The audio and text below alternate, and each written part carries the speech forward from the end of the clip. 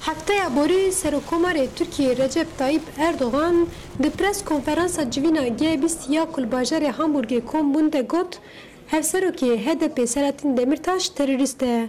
Wî gotibû ku Tirkiye dewleteke hiqûqê ye.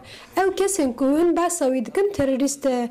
Terörîstekî wiha ye ku bang kir ku birayê min ên Kurd derkevin kolanan. Her wiha wî got li ser banga wî 53 Kurd hatin kuştin. Wî 53 birayê min ê Kurd bi terörîstan da kuştin. Li ser axaftina Serokkomarê Tirkiyeyê Recep Tayyip Erdogan hevserokê HDP Selahattin Demirtaş ji girtîgeha Edirneyê bersiva Erdogan da. Wî di bersiva xwe de got di şexsê 6 milyon mirovan da heqareta ku li min hatiye kirin li Erdogan vedigerînim û spas dikim ku di ev yekî nîşanê me da ku em ji hêla dadê ve nayên darizandin bi biryara te em di girtîgehan de ne.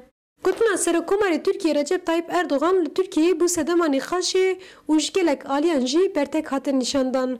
Kurdên li Stenbolê berteka xwe wiha nîşandan. Parti bazında müdahil Selahattin Demirtaş ama referandum edazî müdahil Tayyip Erdogan rêya xwe. Eğer ki Selahattin Demirtaş terörist ise em hemî teröristin. Çünkü çıra anazî insanan dimirin. Anak ev ki insanan dikujin ew zî terörist ninin la.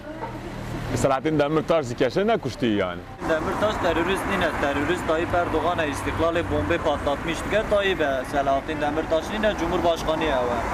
Millet tıkıcı, gence mevdikıcı, Selahattin Demirtaş gence ki merfeki delale milletvekiliye Nekırmanca hamuka hemen o yapmış daya vida. Amcar gida adına cembe bine. Eme bidenek yani ya. Sadcar, cembe bidenek yani. Tayyip Erdoğan mertire, Tayyip Erdoğan zalim ya. O terörist. Erdoğan terörist. Yani mana terörist dibêjin yekê got terörist bi çekan van êrişên geldike gelê sivîl wan dikuje ji wan re dibêjin terörist. Lê min destê Selahattin Demirtaşa ne çektiye û ne dîtiye got êrişê gel kiriye. Peyvek hatê dibêjin ya got bigirin ezim negirin dizin. Vê gavê me negirtiye lê got em wî bigirin em ew çax bêjin ew diz e. Hakkı merce seri başkan kira veje teröriste.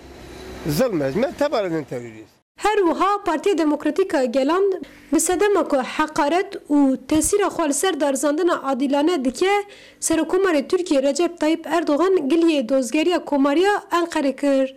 Hevseroka navenda HDP ya Stenbolê Gülseren Demir jî ji dengê Amerîkayê re dibêje navê Demirtaş milyonan temsîl dike.